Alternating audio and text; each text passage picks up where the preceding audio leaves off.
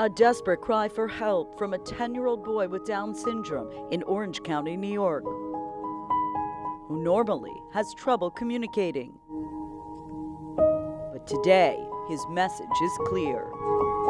At this point, he has zero access to his education. We're seeing regression. Grady Wachowski's mom, Erin, says a virtual return to school this fall has left her son without the one-on-one services he's legally entitled to. The family creating this viral video after they say pleas for a fair education fell on deaf ears.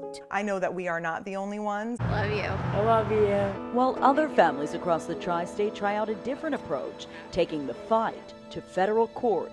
We had testimonials from parents being sent to the district, and it was being ignored. I miss my friends and my teachers.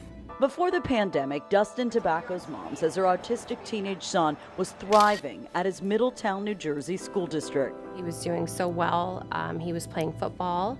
He was on the wrestling team. But without any in-person instruction, she says 5 years of progress unraveled in less than 5 months. And to see behaviors emerge that we haven't seen in so long, it's heartbreaking. So she signed on to a class action lawsuit alleging school districts nationwide are illegally denying services to special needs children that are federally mandated through individualized education programs known as IEPs. It's also the first legal challenge in the nation to demand what's called a pendency voucher, which would provide funding for families to hire private aides in school districts not yet open full-time.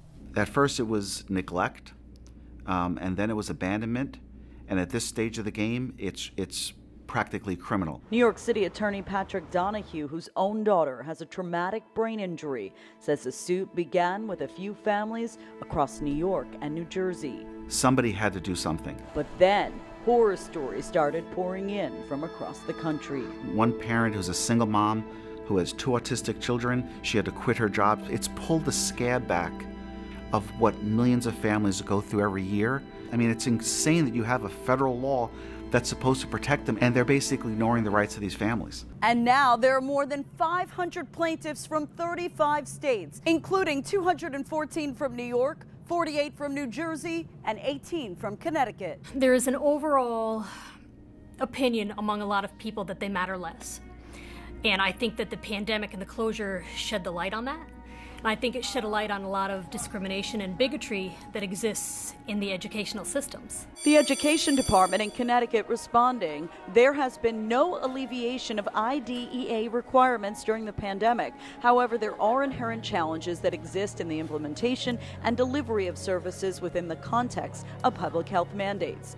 The New York State Education Department mandates each school district must address the provision of FAPE consistent with the need to protect the health and safety of students with disabilities and those providing special education and services. That's where the second half of the story comes in. Special ed teachers themselves.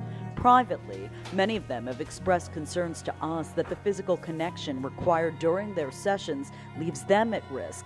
One local teacher anonymously sharing her frustration on Facebook of the challenges she's experienced teaching children in the era of COVID who have difficulties using the restroom and wearing masks. Are you ready for school?